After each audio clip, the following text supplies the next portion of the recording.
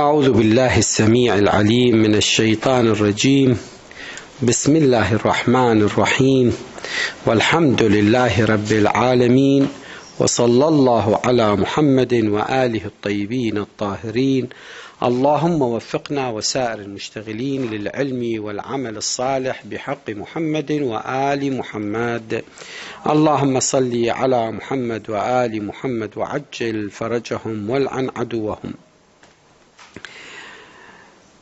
The Prophet Muhammad sallallahu alayhi wa alihi said, Alcohol is the mother of all indecent acts and the grave sins. قال رسول الله صلى الله عليه وآله الخمر الفواحش والكبائر. الخمر الفواحش والكبائر. With Islamic laws, we reach to issue number 351. The prayer offered with Jabira wudu are valid, and that wudu can be valid for later prayers also. We reach to new topic, ghusl, obligatory baths. And there are 7 obligatory baths. Bath for janaba, bath for hayd, for women only, bath for perperium, nufas, for women only, bath for istihada, for women only, bath for touching a deceased, doesn't matter for men or women, bath for a deceased, bath for deceased itself. Number 7, bath which becomes obligatory on account of a vow or an oath to perform it.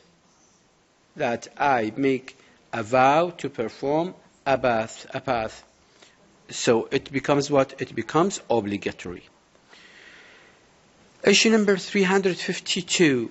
A person enters the state of janaba in 2 ways. Either with sexual intercourse or discharge of semen. For the first one, it is for men and women. For the second one, it is only concerned for men.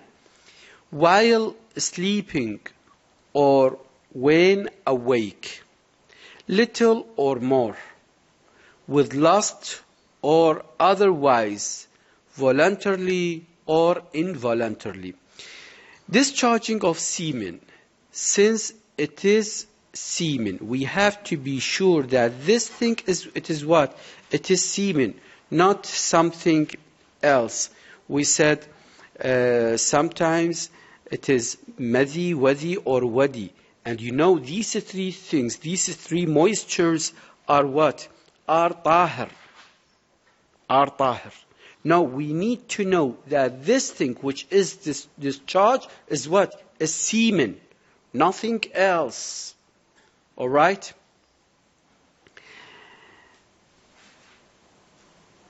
And discharging semen, whether in sleeping or when somebody is awake, whether this semen is little or more, with lust or without or otherwise, just like a sick person, voluntarily or involuntarily. Voluntarily, what we call it in Arabic, istihlam. Involuntarily, no. Voluntary is not istihlam, but involuntarily istihlam. Voluntarily, that the person himself managed to pray it. All right?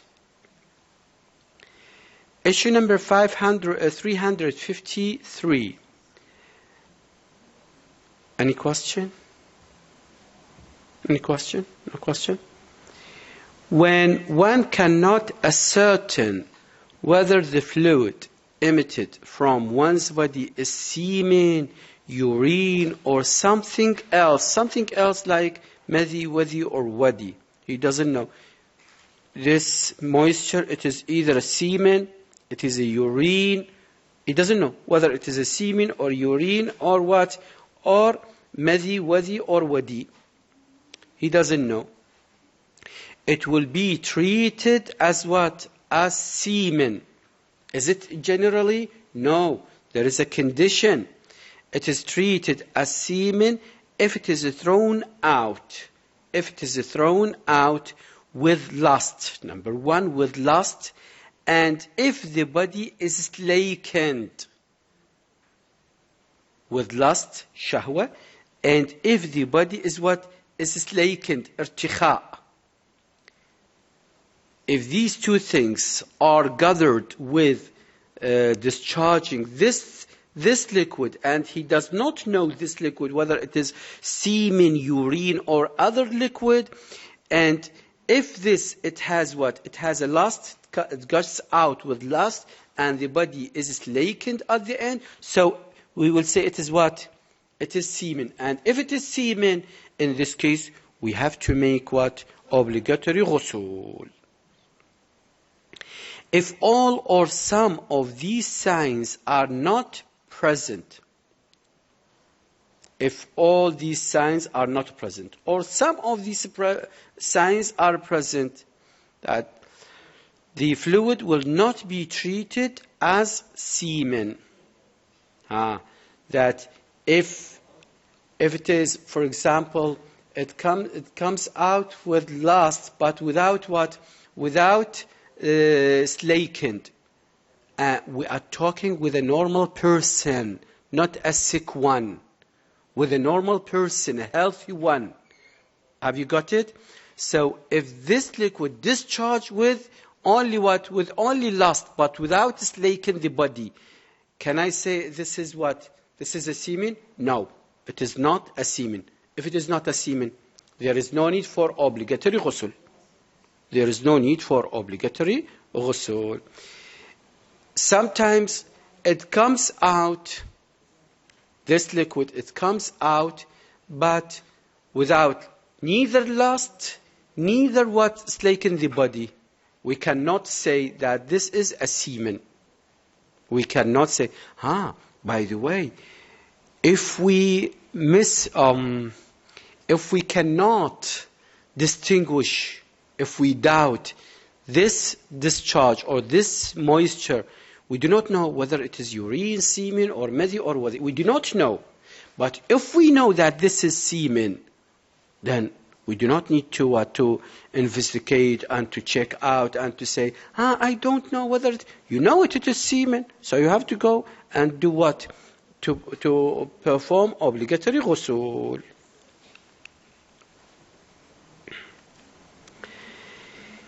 In the case of illness, now this is the case of illness, the fluid may not come out with sudden softness, and the body may not slacken.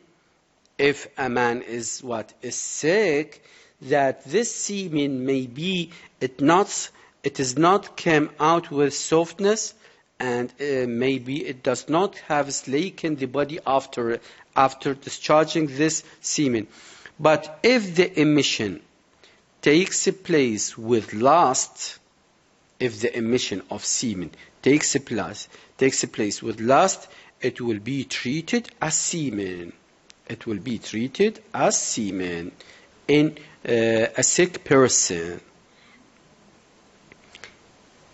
You need me to explain it more, or that's it? Do you understand it? You understand it? Okay.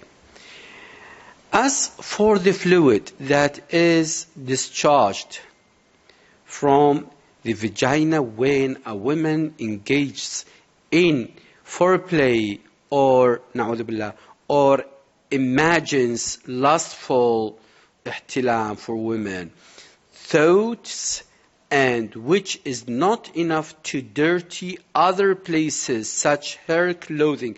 That means this moisture is inside her private part, not outside of her vagina. It is inside now.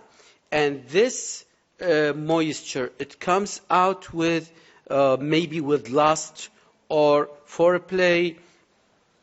Now, is this moisture, we can say it is what?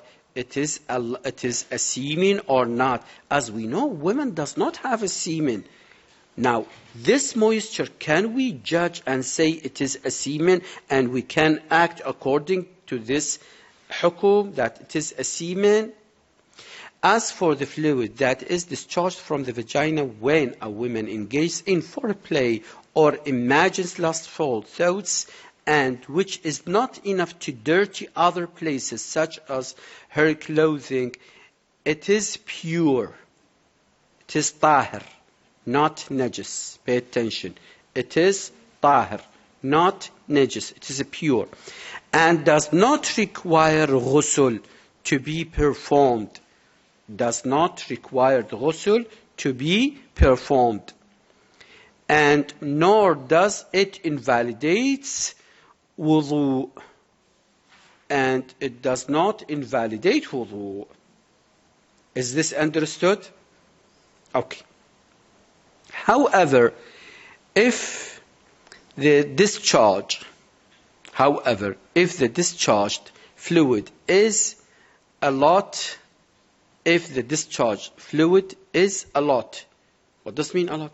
That means it comes out of her private parts, out of her vagina, not only inside her vagina. It is out of her private parts, to the extent that it can be called an ejaculation.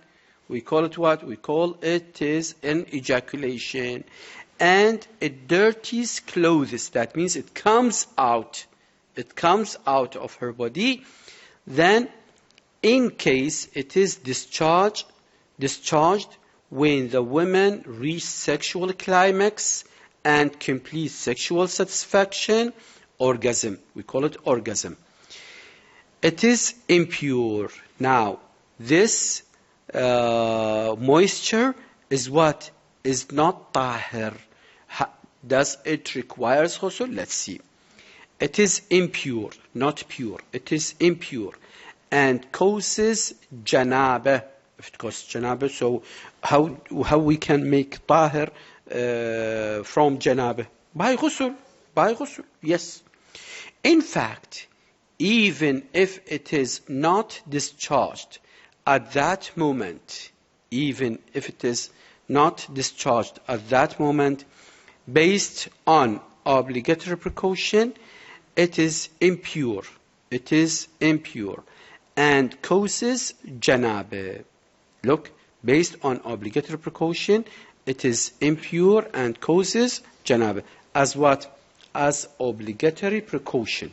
As obligatory precaution, not as a verdict, not as a fatwa. And whenever a woman doubts whether or not a discharge of a fluid was to the extent, this woman doubts whether or not a discharge of fluid was to this extent. What does mean to this extent? That means the moisture is out of her private parts, out of her vagina, or maybe it is inside, still inside. She doubts, does this moisture comes out of the private part or not? Or she doubts whether or not fluid was discharged at all, or maybe she doubts it was a fluid, it was a moisture, she discharged a moisture or not. She doubts.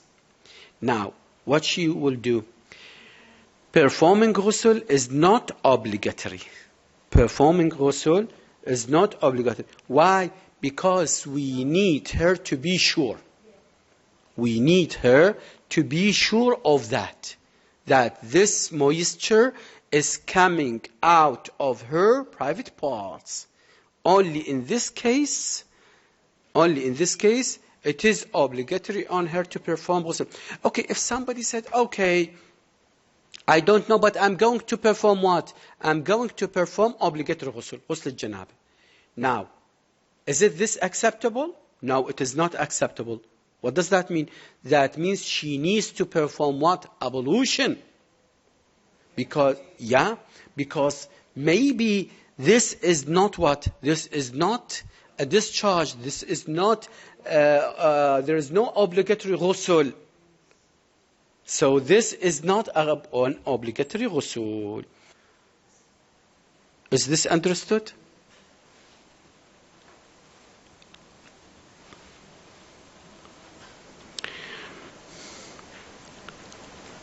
Performing ghusl is not obligatory on her, and nor does it invalidate wudu and ghusl. Is this clear? Issue number 354. If a fluid emitted by a healthy person possesses one of the aforesaid three signs, إذا الإنزال صار من healthy person، شخص صاحي سليم، وبوحدة من ذني العلامات الثلاثة ذكرناهن، الدفق والفتور، الشهوة والدفق والفتور. One of the aforesaid three signs, not all of them, and he does not know whether or not it also possessed other signs, and he doesn't know whether it from a healthy person, and it does have only one, not all the three signs, and if before the emission he was with wudu, he will content himself with that wudu. Again, if a fluid emitted by a healthy person possesses one of the aforesaid three signs, only one, only one side, only one sign, as we said, lust, emission, and slackened. Okay? If it has only one sign, either lust or slackened or emission, that's only one of them. Now, and this is from a healthy person, can we consider it as what? Can we consider it as a janabah, or it is not? If a fluid emitted by a healthy person possesses one of the aforesaid three signs and does not know whether or not it also possessed other signs, and if before the emission he was with wudu, he will content himself with that wudu. Why? Because with a healthy person, we need what? We need the three signs. We need the three signs in order to tell him that you are on janabah. You have to what? You have to go and have obligatory ghusl. And if he was not with wudu, it would be sufficient for him to perform wudu only. What does that mean? That means this is not janabah. This is not janabah. From a healthy person, repeat it again, from the healthy person, if we say this is a janabah, I need three things, three signs from him. Lust, emitted the fluid, and slackened the body. Three signs together, not one size, not one sign. And ghusl would not be necessary. Any question? No question? Okay. Issue number 355. It is mustahab. Somebody, maybe one of you will ask, why, Shaykhana, we will study such issues? What's for? All of you have sons, you have kids, okay? Now you will be what? Muballighin, you will be asked about such things. You have to know the answers because you are scholars. It is very necessary. Issue number 355. It is mustahab that a person should urinate after what? After seminal discharge. This is what we call it istibra. In order to emptiness the urinary passage from semen to do what? To urinate. If he did not urinate, look, if he did not urinate and an emission was seen after ghusl, if he did not urinate and there is emission in zal, after what? After ghusl. What shall we say? Is this is semen or not? Does it require another ghusl or not? If he did not urinate and an emission was seen after ghusl, which could not be determined as semen or something else, it would be treated as semen. It would be treated as what? As semen. Why it would be treated as semen? Because he did not urinate. He did not urinate. He did not emptiness the urinary passage from what? From semen. Is this understood, inshallah? Okay. Issue number 356. If a person has sexual intercourse with a woman and the male organ enters either of the private parts of the woman up to the point of circumcision or more, he doesn't know. Both of them enter janabah. Both of them enter janabah. That means both of them, they have to what? They have to perform ghusl janabah. All right. Regardless of whether they are adults or minors. Doesn't matter if they are adults or minors.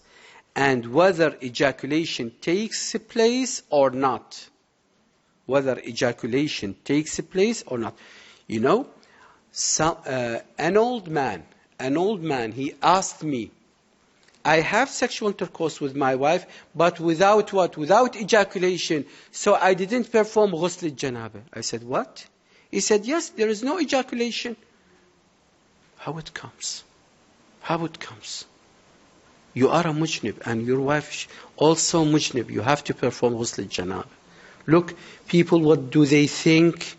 They think janabah, it happens only with what? Only with ejaculation.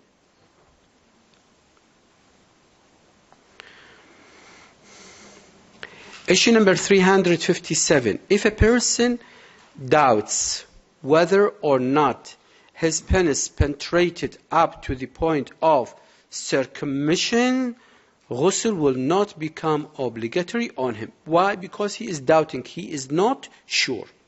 He is not sure about if that the ordinary penis penetrated up to the point of circumcision or not. Issue number 358. If, God forbid, a person has sexual intercourse with an animal, he defiles an animal, na'udhu billah, and happens. Don't you say it does not. It happens. Some people it happens, especially in countryside, bil Arab. If, God forbid, a person has sexual intercourse with an animal and ejaculates, ghusl alone will be sufficient for him. Ghusl alone will be sufficient for him. Do we need to make ghusl for the haywan, for the animal? No. But definitely this animal, it has what? It has its own hukum. This animal, it has own hukum. Either definitely it is haram to eat it, and it should be dismissed to another place, to another city, or it is slaughtered and burnt. يعني ما ينوكل بعد هذا الحيوان. يذبح ويحرق. Defiled by a mankind. نعوذ بالله. Ghusl alone will be sufficient for him. And if he does not ejaculate and he was with wudu at the time of committing the unnatural act, he was with wudu and he defiles this animal He has sexual course with this animal. He was on wudu, but there is no ejaculation. There is no inzal. There is no ejaculation. Unnatural act. Even then, ghusl will be sufficient for him. What we need from him? We need from him ghusl. In the first, we need from him ghusl and wudu. Look, in the first, we need from him ghusl and wudu.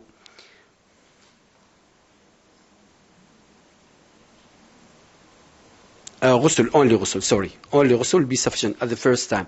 In the second time, we read ghusl and wudu. Ghusl is enough. However, if he was not with wudu at that time,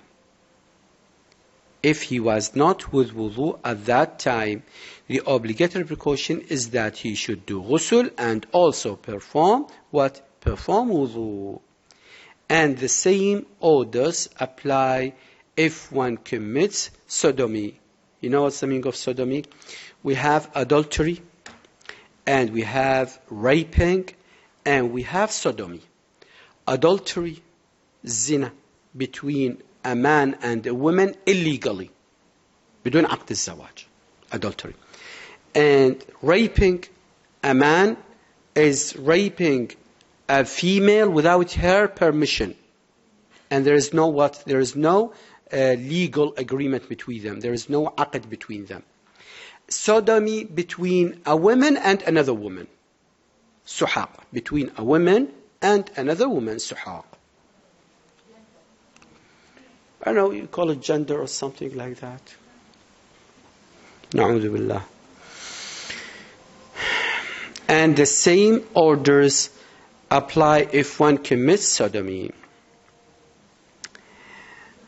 If movement, any question? Huh?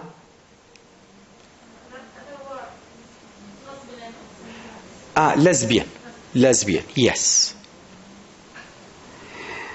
Issue number 359.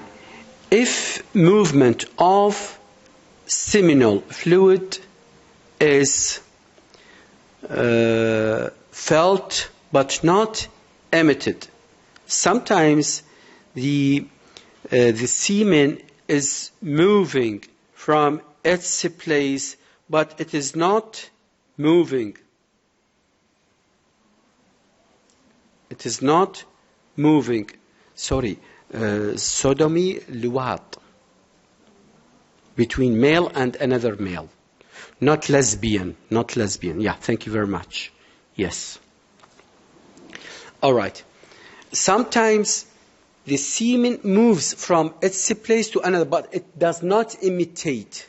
It does not gush out of the body. Just it moves from its place. If movement of seminal fluid is felt but not emitted, or if a person doubts whether or not semen has been ejaculated, ghusl will not be obligatory upon him. Ghusl is not obligatory about him. Why? Because there is no ejaculation. If movement of seminal fluid is felt but not emitted. Semen is not emitted, number one. Or if a person doubts. This is the other picture. If a person doubts whether or not semen has been ejaculated. So, number one, if the semen moves from its body but it is not out. I'm sure it moves, but it is not out, number one. And number two, I have a doubt. Is this semen comes out or not? In both cases, do I need ghusl or not? I don't need ghusl in this time. It is not obligatory upon him to have ghusl. Issue number 360. A person who is unable to do ghusl but can perform tayammum. He is unable to do ghusl. Why? It is very cold and he will get sick. Definitely he will get sick. Or he does not have water. or if he use water, he will get hurt, or he will be he cannot use water. For example, he gets burnt, his body, his skin is get burnt. He does not have enough time. Very good. A person who is unable to do ghusl but can perform tayammum is allowed to have sexual intercourse with his wife even after the time for daily prayer has set in. This person, he does not have, or he cannot have ghusl. Why? Because the time of the salah now, or maybe he does not have so much water. He does not have so much water for performing obligatory ghusl. He does not have so much water for obligatory ghusl. Look, a person who is unable to do ghusl but can perform tayammum. And now he is on tahara. And this water is just enough for what? For performing wudu. Is it allowed for him to go to his wife in bed or not? Yeah, it is allowed for him. Even if he does not have water and he has to perform tayammum, yes. Even if he does not have water and he will have tayammum, doesn't matter. But provided that, with the condition that he is able to perform what? He is able to perform tayammum instead of ghusl. You understand this? Okay. Issue number 361. If a person observes semen on his dress, he looked, there is semen on his dress, and knows that it is his own. He knows that this is his own semen, and he has not done ghusl on that account. He does not do ghusl because of what? Because of janaba. He does ghusl, but it is not for janaba maybe. He does ghusl for tawbah. He does ghusl for from dirty, that's it, not from janaba. He should do ghusl. And repeat as qada all those prayers about which he has certain that he offered them after the discharge of semen. That means he should do what? He should give qada for all his prayers that he is sure that the semen, it is from him, and this semen from yesterday, and he did not perform ghusl al-janaba, neither ghusl al-jum'ah, because ghusl al-jum'ah is enough, is sufficient instead of ghusl al-janaba. And he prayed from yesterday up to now. He prayed, so he has to do ghusl first of all. He has to do obligatory ghusl. Second, he has to do qada for all the prayers from yesterday up to now. However, it is not necessary for him to repeat those prayers about which there is a probability. In the first picture, he was sure it was his semen. Now there is a probability that he might have offered them before the discharge of semen. If, for example, he performed what? He performed Salat al-Maghrib and Salat al-Isha. And then he has discharged this semen. The discharge of semen, when it will be? It is after Salat al-Maghrib and Isha. Is there any need to perform qada for Salat al-Maghrib and Salat al-Isha? No, there is no need. Yes, forbidden acts for those in the janaba sexual intercourse, it will come next week inshallah. Walhamdulillahi Rabbil Alameen, wa sallallahu ala Muhammadin wa alihi at-tayyibin at-tahirin. Allahumma salli ala Muhammad wa ali Muhammad wa ajil farajahum wal an adwa.